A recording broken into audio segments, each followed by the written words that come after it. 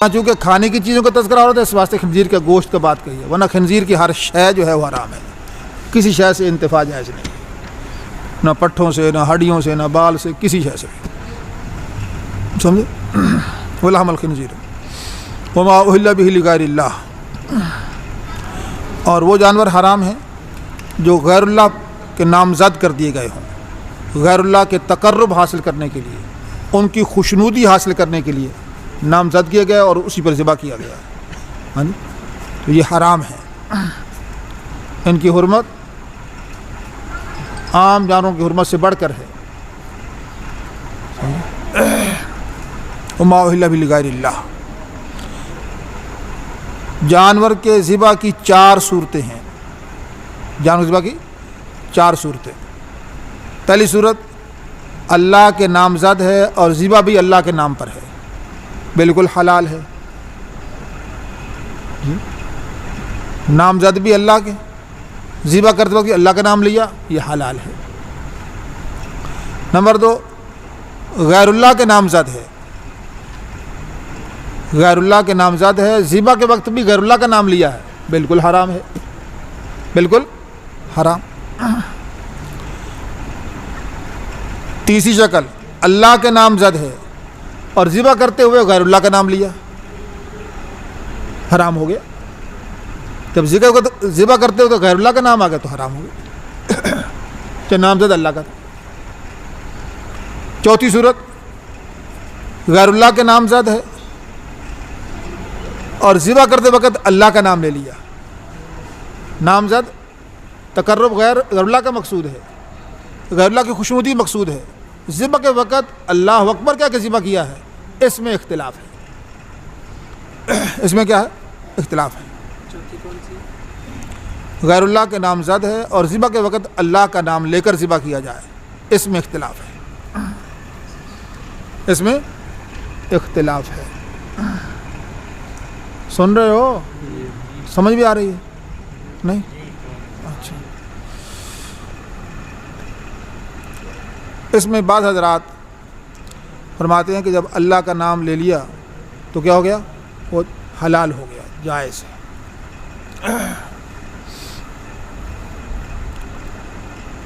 پیر میر علی شاہ صاحب، حضرت انور شاہ صاحب کشمیری رحمہ اللہ، ہاں جی، ان کے شریف والے بزرگ، ہاں جی، ان حضرات کی یہ رائے، حضرت مدنی، حضرت گنگوہی اور حضرت مولانا شریف تھانوی اور دیگر اکابر جمہور حضرات کی رائے یہ ہے کہ یہ حلال نہیں، حرام ہے، سمجھے؟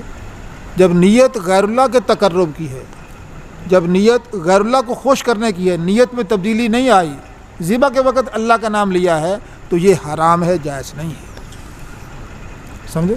ہاں اگر نیت ہی بدل لی، غیر اللہ کے تقرب کی نیت کو بدل لیا، اسے توبہ کر لی، ہاں جی، پھر اللہ کا نام لے کر ذبح کر دیا، پھر جائز ہے، ہاں جی، اس میں تو اختلاف نہیں ہے۔ اختلاف اس صورت میں ہے کہ جب تقرب غیر اللہ کا مقصود ہے، مقصود غیر اللہ کو خوش کرنا ہے، اللہ اکبر کہہ کے ذبح کیا جائے تو بھی حرام ہے۔ فقہ میں جزیہ لکھا ہے کہ کسی بڑے مہمان کی آمد پر، ہاں جی، جانور ذبح کر دیے اس کو خوش کرنے کے لیے، اس کو خوش کرنے کے لیے، تو وہ جانور چاہے اللہ اکبر کہہ کر ذبح کیے ہیں، سب حرام ہے، سب کیا ہے، حرام ہے۔ یہاں تقرب لغیر اللہ مقصود ہے، غیر اللہ کا تقرب جہاں مقصود ہے، جہاں غیر اللہ کو خوش کرنا مقصود ہے، اس کے لیے جان جی ذبح کی جا رہی ہے تو یہ حرام ہے، ما اہل کے اندر داخل ہے، ما اہل بھی غیر اللہ میں داخل ہے، یہ حرام ہے۔ بات سمجھے؟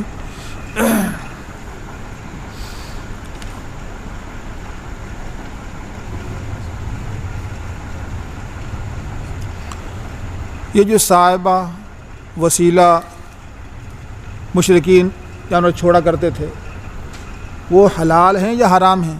یہ ما اہل میں داخل ہیں یا ما اہل سے خارج ہیں؟ سمجھے؟ یہ ما اہل میں داخل ہو کر حرام ہیں یا اس سے خارج ہو کر حلال ہیں؟ تو یہ ما اہل سے خارج ہو کر حلال ہیں، ان کا فعل حرام ہے، ان کا فعل حرام ہے، اس طرح کا چھوڑنا حرام ہے، لیکن ما اہل میں داخل نہیں ہے اور یہ حلال ہے، سمجھے؟ اللہ اکبر کبیرہ۔ ان الذين يكتمون ما انزل الله من الكتاب ويشترون به ثمنا قليلا، پہلے حرمت حسیہ کا بیان تھا، اب حرمت معنویہ کا بیان ہے، اب حرمت معنویہ کا بیان ہے۔ بے شک جو لوگ ان احکام کو چھپاتے ہیں کتاب اللہ سے جو اللہ نے اتارے ہیں اور اس کے ذریعے ثمن قلیل لیتے ہیں، یہ لوگ ہیں جو اپنے پیٹ کے اندر آگ کو بھر رہے ہیں۔ اللہ قیامت کے روز ان سے بات بھی نہیں کریں گے، ان کو پاک بھی نہیں کریں گے، ان کے لیے دردناک عذاب ہوگا۔ ہاں جی، اللہ کے حکم کو چھپانا، کتمان حق، جی یہ آگ کو پیٹ میں بھرنا ہے۔ اللہ قیامت کے روز ان سے بات بھی نہیں کریں گے، ان کا تزکیہ بھی نہیں ہوگا کہ جہنم میں جائیں کچھ دنوں کے لیے پھر پاک ہو کر جنت میں آ جائیں، ایسا نہیں ہوگا، سمجھو؟ یہ وہ لوگ ہیں جنہوں نے گمراہی کو ہدایت کے بدل لے لیا اور عذاب کو مغفرت کے بدل لے لیا۔ ہاں جی، دوزخ جانے کے لیے کیسے باہمت ہیں۔ فما اصبرہم علی النار، فما اصبر فعل تعجب، دوزخ جانے کے لیے کیسے باہمت ہیں، کیسے باہمت ہیں۔ ذالک بان اللہ نزل الکتاب الحق، اس واسطے کہ اللہ نے حق کے ساتھ کتاب کو اتارا ہے۔ اللہ نے جو کتاب اللہ میں احکام اتارے ہیں سب حق ہیں، اور حق کو چھپانا جی بہت بڑا گناہ ہے۔ ہاں جی، اس پہ اللہ بہت ناراض ہوتے ہیں۔ جو لوگ کتاب اللہ میں اختلاف کرتے ہیں وہ دور کی مخالفت میں ہیں، بڑے دور کے خلاف میں ہیں۔ استھانی معنی کرتے ہیں لفی شقاق بعید، بڑے دور کے خلاف میں ہیں۔ حضرت لاہوری معنی کرتے ہیں البتہ ضد میں بہت دور جا پڑے، البتہ ضد میں بہت دور جا پڑے۔ لیس البر ان تولوا وجوہکم قبل المشرق والمغرب۔ شروع صورت سے یہاں تک نصف صورت ہے۔ زیادہ تر روئے سخن منکرین کی طرف تھا، اب تک زیادہ تر روئے سخن منکرین کی طرف تھا۔ شروع میں حقانیت قرآن بیان کی ہے، اس کے ضمن میں اس کے ماننے والے نہ ماننے والے فرقوں کا 3 فرقوں کا ذکر کیا ہے۔ پھر توحید اور رسالت کا ذکر کیا، پھر اللہ کے انعامات کا تذکرہ کیا، نعم عامہ اور نعم خاصہ، جو خاص بنی اسرائیل پر اللہ نے انعامات کی ان کا تذکرہ ہوا۔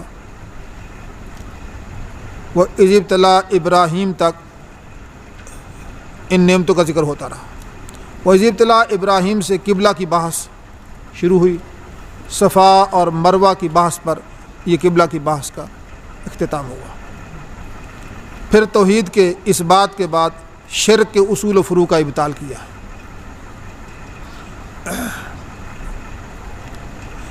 یہاں تک تو منکرین سے باتیں ہوتی تھیں، اب یہاں سے آخر صورت تک روح سخن اہل ایمان کے ساتھ ہے۔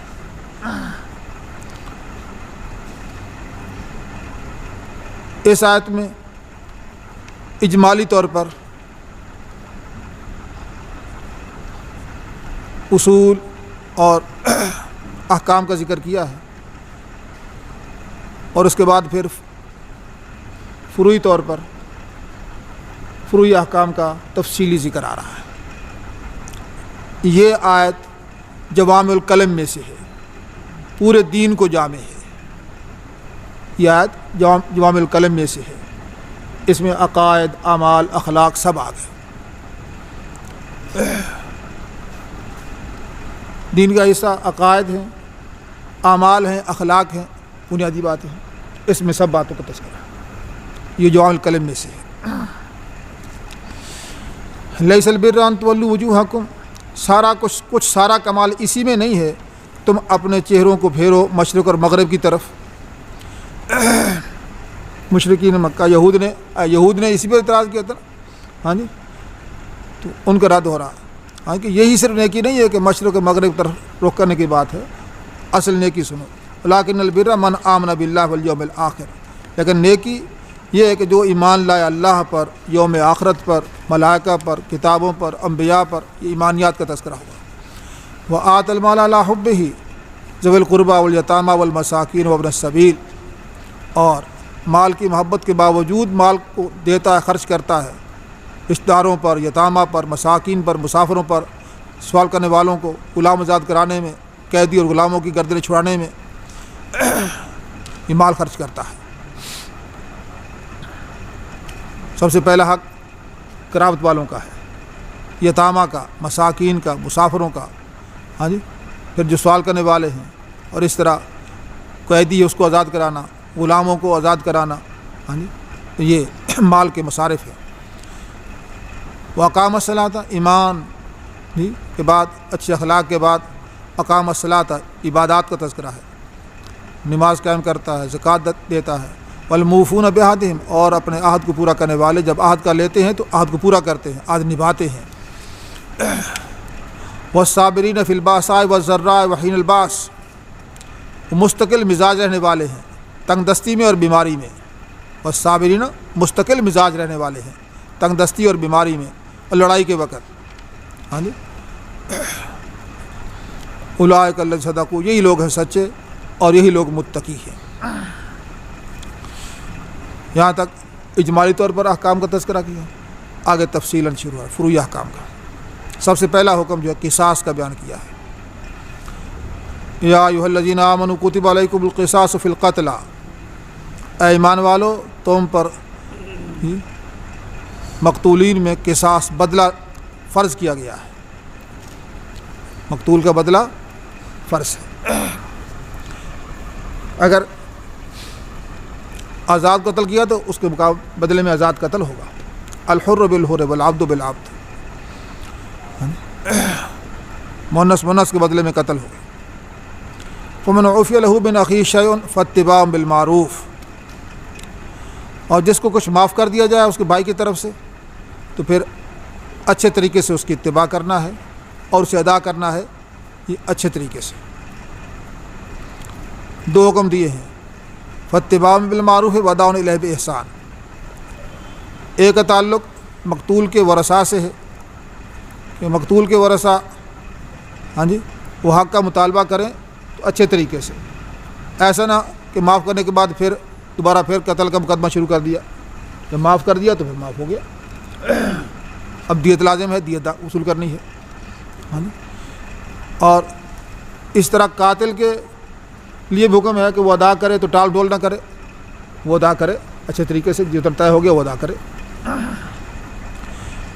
یہ تمہارا کی طرف سے تخفیف ہے اور رحمت ہے، مہربانی ہے، ورنہ قتل کے بدلے میں قتل ہی تھا، معاف کرنے سے معاف ہی نہ ہوتا، تو یہ معاف ہو جانا یہ اللہ کی طرف سے مہربانی ہے۔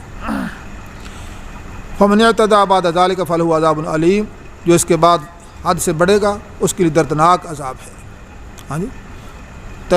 جو طے ہو گیا اس کے زیادہ مانگے، ہاں جی، یا اس طرح معاف کرنے کے بعد پھر دوبارہ قتل کا مقدمہ شروع کر دے تو حد سے بڑھ جائے تو اس کے لیے دردناک عذاب ہے، اللہ اس پر ناراض ہے۔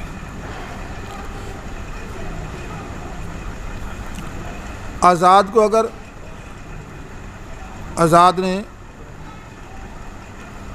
کسی کو قتل کیا ہے، آزاد کو چاہے غلام کو، ہاں جی، تو قاتل ہی اس کے بدلے میں قصاص مارا جائے گا، یہ نہیں کہ غلام کو مارا ہے تو پھر اب یہ آزاد ہے تو اس کے بدلے غلام دیا جائے، ایسا نہیں ہے، سمجھے۔ قاتل خواہ عورت ہو جی، چاہے عورت کی قاتل ہے چاہے مرد کی قاتل ہے، مرد چاہے عورت کا قاتل ہے چاہے مرد کا قاتل ہے، تو قاتل ہی اس کو مارا جائے گا، سمجھے۔ وَلَكُمْ فِي الْقِصَاصِ حَيَاةٌ يَا أُولِي الْأَلْبَابِ لَعَلَّكُمْ تَتَّقُونَ، قصاص کے اندر تمہارے لیے زندگی ہے، قصاص میں زندگی ہے، قصاص میں تو بندے کو مارا جا رہا ہے، زندگی کیسے ہے، ہاں جی، زندگی تو اس کو معاف کر دیا جاتا، اس کو تو مارا جا رہا ہے، تو حیات کیسے ہے؟ ارے بھائی اس قاتل نے جو مارا ہے اس کو مقابلے میں مارا گیا تو اب کئی لوگوں کی جانیں بچ گئی، کسی کو جرت نہیں ہوگی اس جرم کرنے کی. اگر اس کو چھوڑ دیا گیا، اس پر شفقت کی، تو پھر اوروں کو جرت ہو جائے گی. چھوٹ تو جاتے ہیں، جس کو غصہ قتل کر دے. ہاں جی، اس واسطے حیات ہے. ہاں جی، معاشرے کی حیات ہے. ہاں جی، انسانوں کی حیات ہے اس قصاص میں. قصاص کا قانون نافذ ہو جائے تو امن ہو جائے، امن ہو جائے، یہ قتل کی وارداتیں ختم ہو جائیں. تمہارے قصاص کے اندر زندگی ہے اے عقل والو لعلکم تتقون. ہم امید کرتے ہیں کہ تم لوگ پرہیز رکھو گے. ہم امید رکھتے ہیں کہ تم لوگ پرہیز رکھو گے. تو دوسرا معنی تاکہ تم خون ریزی سے بچو. لعلکم تتقون، تاکہ تم خون ریزی سے بچو. یہ پہلا حکم قصاص کا ہے. دوسرا حکم وصیت کا. کتب علیکم اذا حضر احدکم الموت ان ترک خیر الوصیۃ للوالدین والاقربین بالمعروف حقا المتقین فمن بدلہ بعد ما سمعہ فانما اسمہ علی الذین یبدلونہ ان اللہ سمیع علیم. تم پر جب تم میں سے کسی ایک کو موت کا وقت آ جائے، اگر وہ مال چھوڑے تو وصیت فرض کی گئی ہے والدین کے لیے، اقربا کے لیے اچھے طریقے سے. متقی لوگوں پر یہ لازم ہے. اور جو اس کو سننے کے بعد تبدیل کر دے اس کا گناہ ان لوگوں پر ہے جو تبدیل کرتے ہیں. بے شک اللہ سننے والے جاننے والے ہیں. جو اسی کرنے والے سے خوف کرے طرفداری کا یا گناہ کا، فاصلح بینہم، ان کے بھی اصلاح کر دے، فلا اثم علیہ، تو اس پر کوئی گناہ نہیں. ان اللہ غفور الرحیم، بے شک اللہ بخشنے والے مہربان ہیں.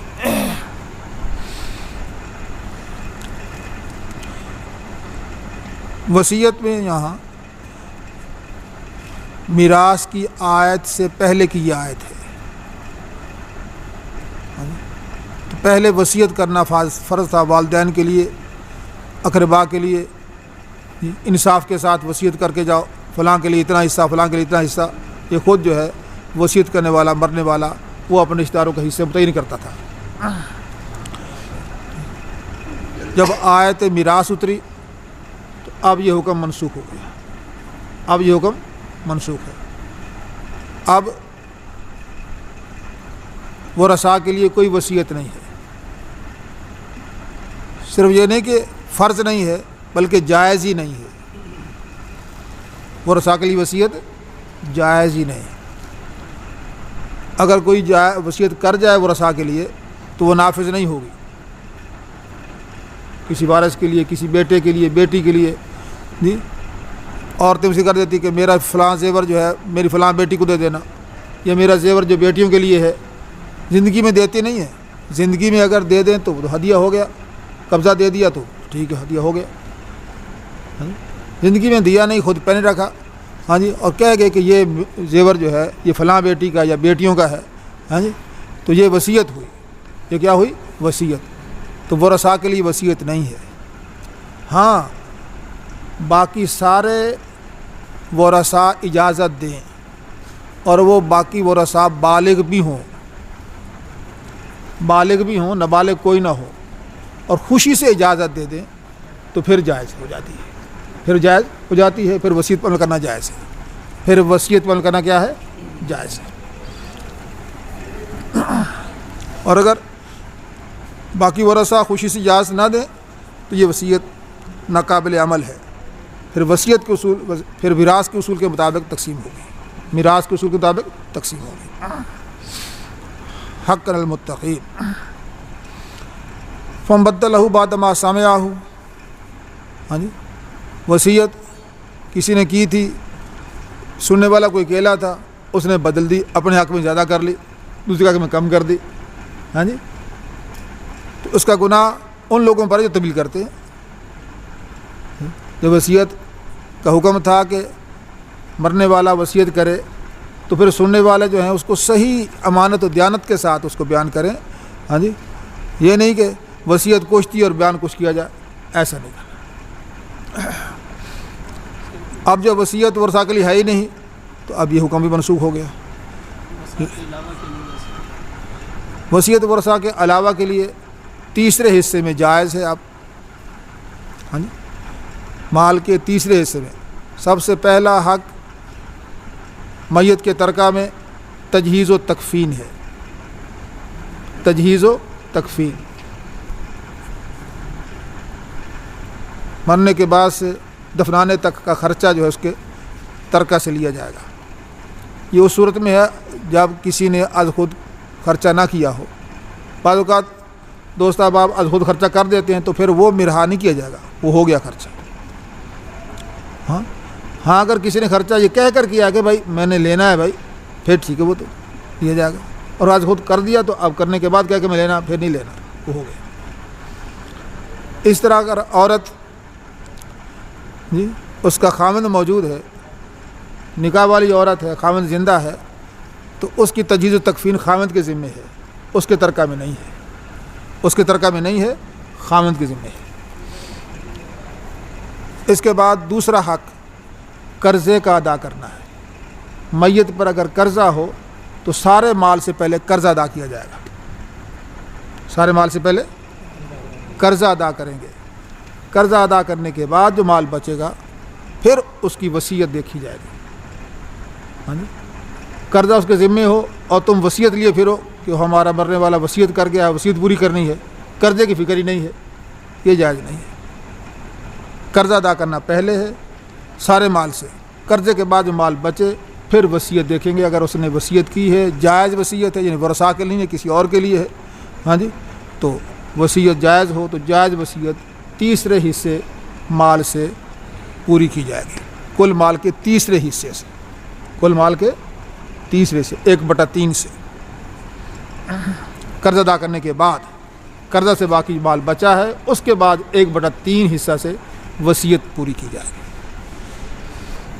1/3 پوری وصیت ہو جائے تو ٹھیک ہے، اگر اس میں پوری نہ ہو ہاں جی تو پھر اسی میں پوری کی جائے گی، باقی جائیداد سے باقی زیادہ وصیت کی ہے تو اس کا اعتبار نہیں ہوگا۔ فاہم؟ اس کے بعد جو ہے پھر ہے میراث۔ اس کے بعد کیا ہے؟ ورثاء کا حق ہے، حصوں کے مطابق ورثاء کو تقسیم کیا جائے گا۔ توجہ ہے؟ فمن خاف من موص جنفا او اثما فاصلح بینہم فلا اثم علیہ۔ وصیت کرنے والے سے کسی کو طرفداری کا خوف ہو یا گناہ کا خوف ہو کہ اب کی وصیت جو ہے وہ ناجائز وصیت کر دے، ہاں جی، اپنے وصیت زائد کر دی، ہاں جی، یا قرضے کا اقرار کر لیا تاکہ اس کو حصہ زیادہ مل جائے کسی کو، ہاں جی، تو اس طرح اگر گناہ کا کوئی خوف ہو، ہاں جی، اس کے ذریعے اصلاح کرنی چاہیے۔ فاصلح بینہم فلا اثم، جب اصلاح کر لی، توبہ کر لی تو فلا اثم علیہ، ان اللہ غفور رحیم، بے شک اللہ بخشنے والے مہربان ہیں۔ یا ایھا الذین آمنوا کتب علیکم الصیام کما کتب علی الذین من قبلکم لعلکم تتقون۔ تیسرا حکم روزوں کی فرضیت کا ہے، تیسرا حکم اور روزوں کی فرضیت کا ہے۔ اے ایمان والو، تم پر روزے فرض کیے گئے ہیں جس طرح کہ ان لوگوں پر فرض کیے گئے تم سے پہلے تھے، لعلکم تتقون، تاکہ تم متقی بن جاؤ۔ روزے فرض ہیں، ماہ رمضان کے روزے اللہ نے فرض کیے ہیں۔ پہلے 10 عشرہ محرم میں 10ویں محرم کا روزہ، عاشورہ کا روزہ، یہ فرض تھا بس۔ جب رمضان شریف کے روزے فرض ہوئے تو اب اس کی فرضیت ختم ہو گئی۔ کتب علیکم الصیام کما کتب علی الذین من قبلکم، یہ روزے تم پر فرض ہوئے ہیں، ہاں جی، روزوں کی فرضیت کوئی انوکھا حکم نہیں ہے، پہلی امتوں پر بھی روزے فرض ہوتے رہے، تسلی دی جا رہی ہے۔ بھوکا رہنا پڑتا ہے نا، پیاسا رہنا پڑتا ہے، مشکل حکم ہے، تو کہتے کوئی ایسا حکم نہیں ہے جو صرف آپ ہی کے لیے آیا ہو، پہلی امتوں نے بھی روزے رکھے ہیں، سمجھے؟ اس واسطے آپ کے لیے بھی یہ حکم ہے۔ لعلکم تتقون، روزہ رکھنے سے انسان متقی بن جاتا ہے، تقوی نصیب ہوتا ہے، اللہ کا خوف نصیب ہوتا ہے، ہاں جی، تقوی حاصل کرنے کا بہترین نسخہ ہے روزہ، سمجھے؟ روزہ رکھنا تقوی حاصل کرنے کا نسخہ ہے، مجرب نسخہ ہے، ہاں جی۔ پہلے لوگ بھی روزہ رکھتے رہے ہیں اور متقی بنتے رہے ہیں، صدیوں سے مجرب نسخہ ہے۔ اب بھی روزہ رکھنے سے تقوی نصیب ہوگا۔ جب آدمی روزہ رکھے گا، ہاں جی، تو روزہ تو وہی ہوگا جو خلوت میں بھی بیٹھا ہے تو بھی کچھ نہیں کھائے گا، کچھ نہیں پینا، صبح سے لے کر صبح صادق سے لے کر شام تک مفطرات ثلاثہ سے رک جانے کا نام روزہ ہے۔ مفطرات ثلاثہ سے، کھانے پینے جماع سے رک جانے کا نام، نیت کے ساتھ، روزے کی نیت بھی ہو، ہاں جی، اگر نیت نہیں ہے کھانے پینے سے رکا رہا تو روزہ نہیں ہوتا، نیت شرط ہے۔ تو روزے کی نیت سے صبح صادق سے لے کر غروب آفتاب تک مفطرات ثلاثہ سے رکے رہا تو یہ روزہ ہے، ہاں جی۔ تو خلوت میں ہے، اکیلا بیٹھا ہے، ٹھنڈا پانی موجود ہے، فریج میں شربت بھی پڑا ہے، بنا پی سکتا ہے، کھانا بھی رکھا ہوا ہے، سالن بھی ہے، کوئی دیکھنے والا بھی نہیں ہے، پھر بھی نہیں کھاتا وہ، تو اللہ کے لیے ہے نا، ہاں جی۔ تو ڈر رہا ہے، کیوں نہیں کھاتا؟ اللہ سے ڈرتا ہے، ہاں جی، کہ حکم ٹوٹ جائے گا اللہ کا، ہاں جی۔ تو اس طرح مشق ہو رہی ہے کہ اللہ کا حکم توڑنا نہیں ہے، یہ مشق کرائی جا رہی ہے۔ تو اس مشق سے انشاءاللہ سارے احکام کے بارے میں پھر یہ ہو جائے گا کہ یہ اللہ کا حکم ہے، توڑنا نہیں ہے، تو تقوی نصیب ہوگا، تقوی نصیب ہوگا۔ تو اے ایمان والو، تم پر روزے فرض کیے گئے ہیں جس طرح کے ان لوگوں پر فرض کیے تم سے پہلے تھے، لعلکم تتقون۔ ایام معدودات، گنتی کے چند دن ہیں، ایک مہینہ تو فرض ہے، گنتی میں فوراً ختم ہو جاتے ہیں، آج ایک روزہ ہوا، دوسرا ہوا، تیسرا ہوا، بعد پتہ نہیں چلتا، مہینہ گزر جاتا ہے۔ ایام معدودات، گنتی کے چند روزے۔ فمن کان منکم مریضا او علی سفر فعدۃ من ایام اخر۔ اللہ بڑے مہربان ہیں، بڑے ہی کریم ہیں، ہاں جی۔ یہ نہیں کہ ہر حال میں بیمار ہو، مسافر ہو، روزے رکھو ہی رکھو، نہیں، بیمار ہے نہیں رکھ سکتا تو پھر دوسرے دن میں قضا کر لو، سفر پیش آ گیا ہے، سفر میں ہو، ہاں جی، تو روزہ نہ رکھو، نہیں رکھ سکتے تو اجازت ہے، فعدۃ من ایام اخر۔ لیکن ایسا نہیں کہ بالکل معاف ہے، قضا کرنی ہوگی، فعدۃ من ایام اخر، جتنے روزے تم نے چھوڑے ہیں اتنوں کی قضا ضروری ہے۔ گھر میں ہو، اپنی بستی میں ہو، مقیم ہو، سفر کا ارادہ ہے کہ دن کو سفر کرنا ہے تو پھر روزہ رکھنا ہوگا، سمجھے؟ ارادہ سفر پر یہ رخصت نہیں ہے، سفر کی حالت میں ہے، سفر کے دوران سحری کا وقت ہے، ہاں جی، تو پھر آپ روزہ نہ رکھو، اجازت ہے، سمجھے؟ ایسا نہیں کہ سفر کرنا ہے کل ہم نے دن کو تو آج روزہ نہ رکھے ہم، ایسا نہیں، ہاں، سمجھائی بات؟ سحری کا وقت ہو جائے راستے میں پھر نہ روزہ رکھیں، اجازت ہے، نہیں رکھنا تو نہ رکھے، نہ رکھنا ضروری ہے، فرض نہیں ہے کہ نہ رکھنا فرض ہو، ہاں جی، ہاں، اگر آپ کا ارادہ رخصت پر عمل کرنے کا ہے تو یہ اس وقت رخصت حاصل ہوگی جب آپ سفر میں موجود ہیں، جی، روزہ رکھنے کا وقت ہے تو سفر میں ہیں، اگر روزہ رکھنے کا وقت ہے، جی، نیت کرنے کا وقت، جی، صبح صادق ہو گئی گھر میں، جی، تو اب آپ کہو کہ میں نے دل میں سفر کرنا ہے تو روزہ چھوڑ دوں، ایسا نہیں ہے، ایسا نہیں، فاہم؟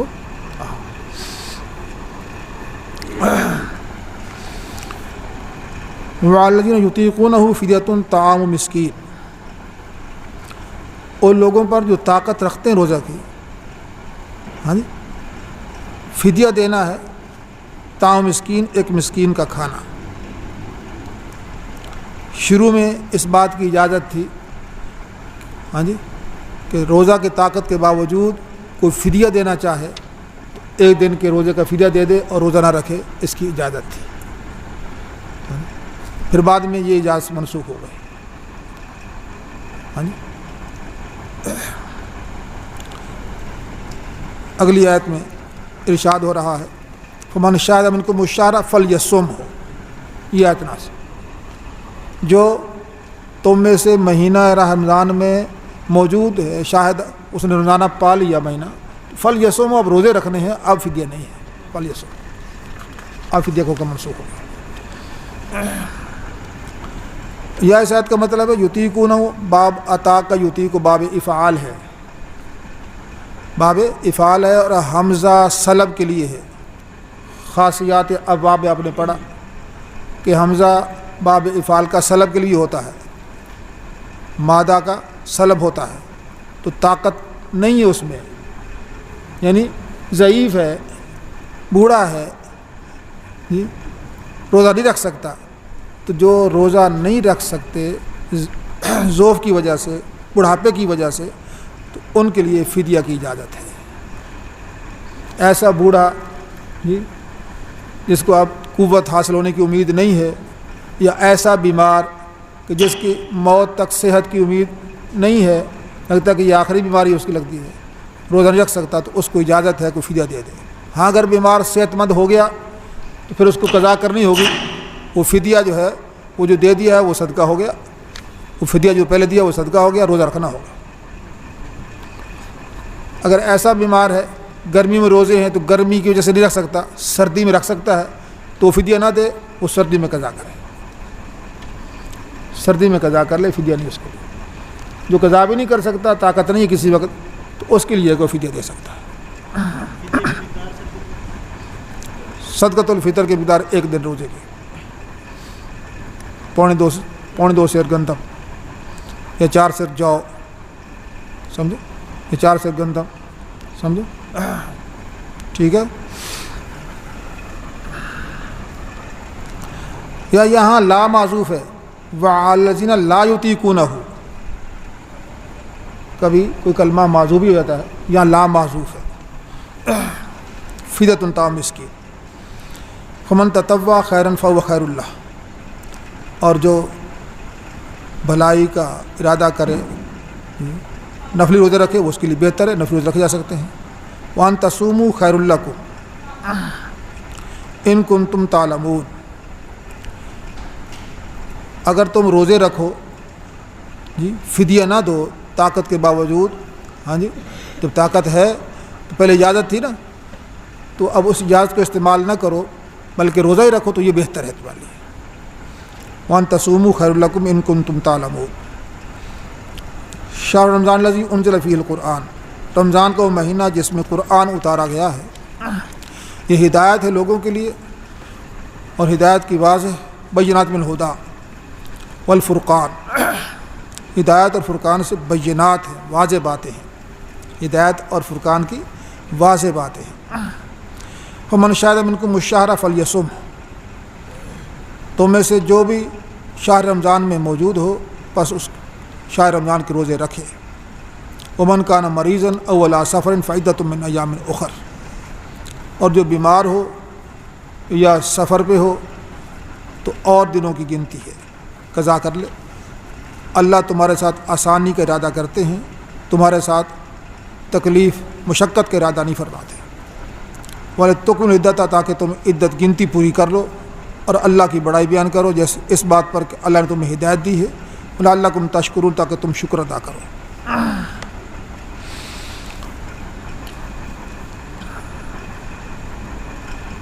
وَإِذَا سَأَلَكَ عِبَادِي عَنِّي فَإِنِّي قَرِيب، جب میرے بندے آپ سے، یا سَأَلَكَ عِبَادِي، آپ سے سوال کریں میرے بندے، میرے بارے میں پوچھیں، فَإِنِّي قَرِيب، ہاں جی میرے بارے میں پوچھیں کہ اللہ سے بات کرنی ہو، ہاں جی اللہ کی نصرت، اللہ کی مدد کرنی ہے، تو کیا طریقہ ہے؟ میں کہ میں قریب ہوں، ہاں جی کوئی مجھ سے سوال کرے، کوئی دعا کرے، کچھ مانگے، تو میں دیا کرتا ہوں۔ اجیب دعوت الداع اذا دعان، دعا کرنے والی کی دعا کو جب وہ مجھ سے دعا کرتا ہے تو میں قبول کرتا ہوں۔ میں قریب ہوں، دور نہیں، سنتا ہوں ہر ایک کی بات۔ فلیستجیبوا لی، چاہیے کہ میرا حکم مانیں، ولیؤمنوا بی، مجھ پر ایمان لائیں، لعلہم یرشدون، تاکہ وہ رشد و ہدایت کو پالیں، مجھ پہ یقین رکھیں، ولیؤمنوا بی، مجھ پہ یقین رکھیں۔ دعا یقین سے مانگی جائے، دعا یقین سے مانگی جائے کہ اللہ ہماری دعا کو قبول کرتے ہیں. ہاں جی پتہ نہیں ہماری دعا قبول ہوتی ہے یا نہیں ہوتی. ہاں جی لوگ کسی کو کہتے تم دعا کرو میرے لیے، بھائی پتہ نہیں ہماری تو قبول ہی نہیں ہوتی. یہ بات ٹھیک نہیں ہے. اللہ ہر ایک کی قبول کرتے ہیں، ہر ایک کی سنتے ہیں. ارے بھائی اللہ نے تو شیطان کی سن لی. شیطان نے مہلت مانگی تھی نا، تو اس کو مہلت نہیں ملی، مہلت مل گئی. تو اللہ نے تو شیطان کی دعا قبول کر لی، تو ایمان والوں کیوں نہیں قبول کریں گے؟ ہاں جی حدیث میں آتا ہے کہ اللہ دعا قبول کرتے رہتے ہیں. جب بندہ یہ کہتا ہے کہ میری دعا قبول نہیں ہوتی، پھر اس کی نہیں ہوتی قبول. تو یہ سمجھنا غلط ہے. ہاں جی کہ میری دعا قبول نہیں ہوتی. یقین ہونا چاہیے اللہ کی ذات پر کہ ہماری دعائیں اللہ قبول فرماتے ہیں. آداب کے ساتھ دعا مانگی جائے. پہلے اللہ کی حمد و ثنا کی جائے، آپ پر درود پڑھا جائے، استغفار کیا جائے، پھر اللہ سے مانگا جائے، پھر استغفار کیا جائے، درود پڑھا جائے، پھر اللہ سے مانگا جائے. تو پورے توجہ اور دھیان سے. ہاں جی اور کوئی ناجائز بات نہ مانگی جائے. کھانا پینا حلال ہو، ہاں جی غذا حرام نہ ہو، تو دعائیں ضرور قبول ہوتی ہیں. دعائیں ضرور قبول ہوتی ہیں. قبولیت کا بعض اوقات یہ مطلب ہوتا ہے کہ کوئی مصیبت آنے والی تھی، اس نے کچھ مانگا لیکن اللہ نے اس مصیبت کو دور کر دیا، اس کو پتہ ہی نہیں، دعا قبول ہو گئی. کوئی مصیبت و پریشانی اس کی مقدر بن رہی تھی، یہ اللہ سے مانگتا رہا، مانگتا کچھ اور رہا، لیکن اللہ نے وہ پریشانی دور کر دی. بسا اوقات جو کچھ مانگا ہے وہی مل جاتا ہے. بعض اوقات وہ دعا آخرت میں ذخیرہ ہو جاتی ہے. آخرت میں ذخیرہ ہو جاتی ہے. مرنے کے بعد جب دعاؤں پر جو اجر ملے گا، جو دنیا میں ہم مانگتے رہے لیکن وہ چیزیں ہمیں ملی نہیں، ہاں جی لیکن اللہ کے وہ دعا قبول ہو گئی، تو اس وقت آدمی تمنا کرے گا کاش دنیا میں کوئی چیز بھی ہماری اس طرح پوری نہ ہوتی، ساری دعائیں آخرت کے لیے جمع ہو جاتی، اتنا کچھ ملے گا. تو یہ نہیں سمجھنا چاہیے کہ ہماری دعائیں، ہمارا مانگنا یہ ضائع جا رہا ہے. یہ دعا بھی مستقل عبادت ہے. دعا الدعا مخ العبادہ، عبادت کا مغز ہے، اصل ہے دعا میں. دعائیں توجہ سے، دھیان سے، خوب اکیلے بیٹھ کے لمبی لمبی دعائیں کرنی چاہیے. ہمارا جی سنا کرتے ہیں ایک صاحب کے بارے میں، مسجد نبی داخل ہوئے، اذکار فتح محمد صاحب جی اپنے معمولات سے فارغ کر دعا مانگ رہے تھے. وہ صاحب آئے جی، انہوں نے نفل پڑھے. نفل پڑھنے کے بعد جی قرآن مجید کی تلاوت میں لگ گئے. 15 پارے پڑھ لیے قرآن مجید کے، اور وہ دعا میں قاری صاحب بیٹھے ہوئے ہیں، ان کی دعا ختم نہیں ہوئی. ان کی دعا ختم نہیں. تو اللہ سے مانگنا یہ بڑی بات ہے، یہ عبادت ہے. عبادت سمجھ کے اس کو کرنا چاہیے. یعنی کہ ہماری ضرورت ہے، بس ہم نے مانگنا ہے، ضرور پیش آ گئی تو مانگ رہے ہیں، نہیں. اس کو عبادت سمجھ کے اپنے عجز کے اظہار کے لیے مانگنا چاہیے. ہم عاجز ہیں، بندگی کر رہے ہیں، یہ عبادت ہے. اللہ اکبر کبیرہ.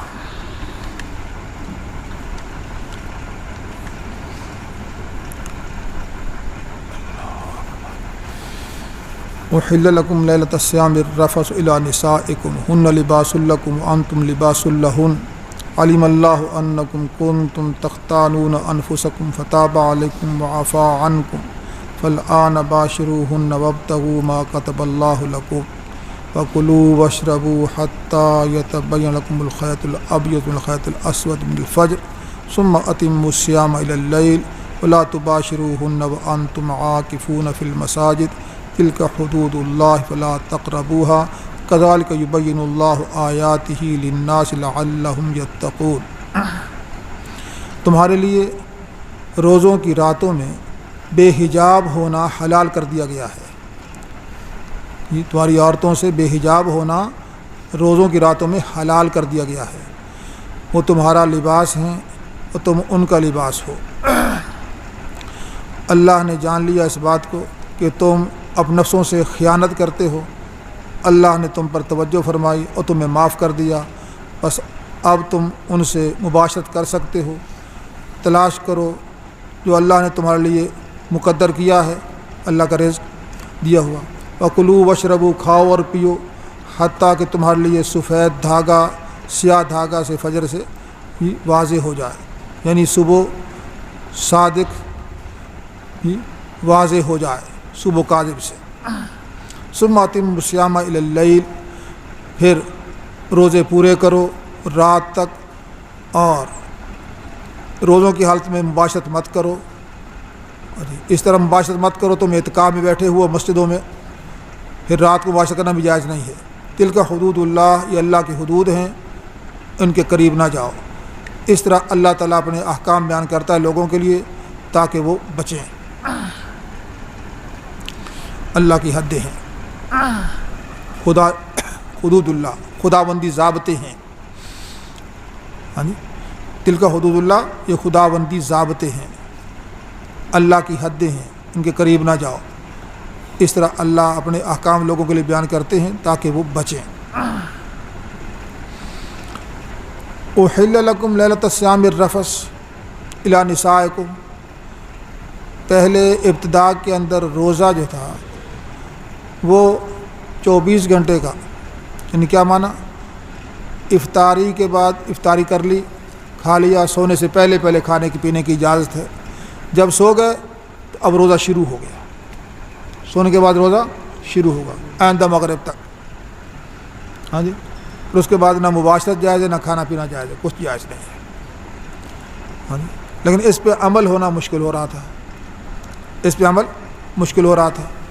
ہاں جی، کچھ عمل میں صحابہ کرام سے کوئی کمی پائی گئی تو اللہ نے مہربانی فرمائی، ہاں جی، اور اجازت دے دی کہ اب فجر تک، صبح صادق تک کھانا پینا مباشرت کرنا سب جائز ہو گیا۔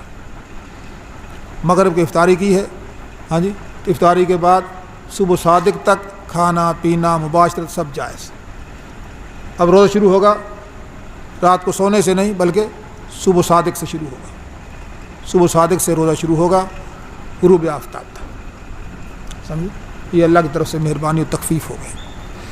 اسی کو ارشاد فرمایا احل لکم لیلۃ الصیام الرفث الی نسائکم، روزوں کی راتوں میں تمہاری عورتوں سے بے حجاب ہونا تمہارے لیے حلال کر دیا گیا۔ ہن لباس لکم وانتم لباس لہن، ہاں جی، تم ان کے لیے عزت ہو، وہ تمہارے لیے عزت ہے۔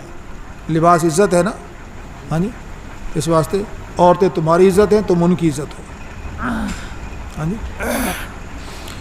علم اللہ انکم کنتم تختانون انفسکم، یہ اجازت اس واسطے ملی ہے کہ اللہ کو معلوم ہے کہ تم اپنے نفسوں میں خیانت کرتے تھے، تو اللہ نے توبہ فرمائی ہے، توجہ فرمائی ہے، وعفا عنکم، تمہیں معاف کر دیا ہے۔ دن کو روزہ رکھو، ایسے واقعات بھی پیش آئے، ہاں جی، کہ ایک آدمی روزہ رکھ لیا، ہاں جی، سارے دن مزدوری کی، شام کو گھر آیا تو کھانے کو کچھ تیار نہیں ہے، مزدوری کر کے لائے کچھ، وہ دیا تیار کرتے ہوئے دیر ہو گئی، لیٹ گئے تو نیند آ گئی، روزہ شروع ہو گیا۔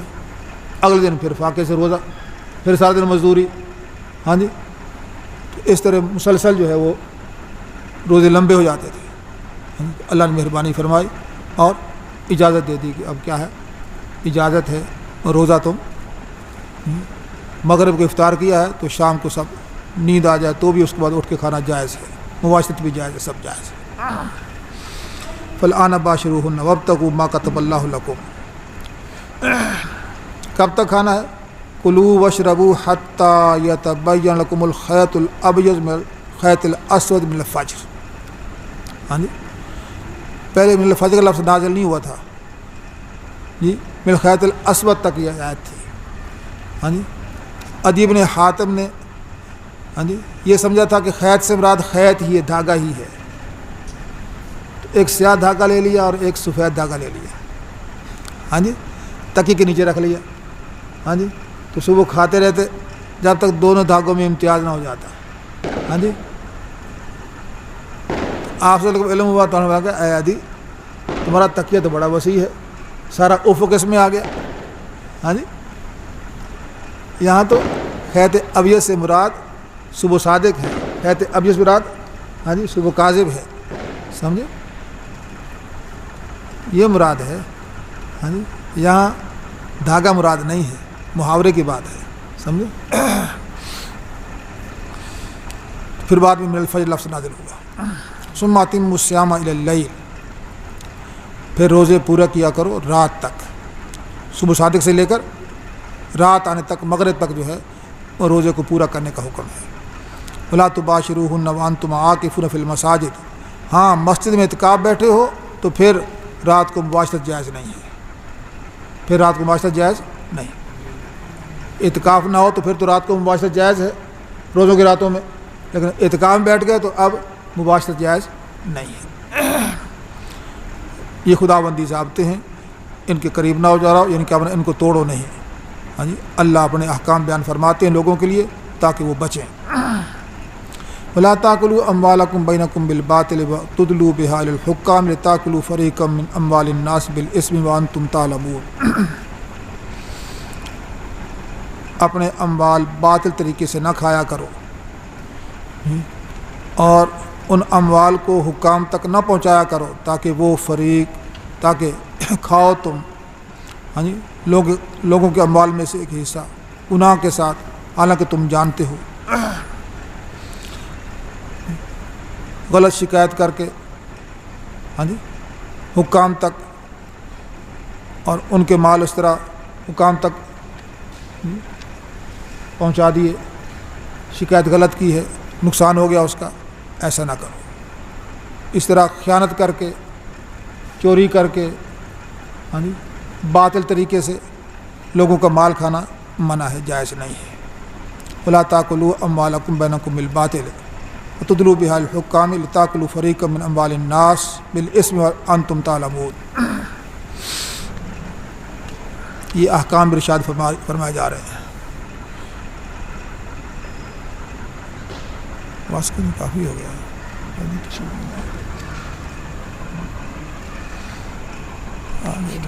کوئی نہیں کرتا۔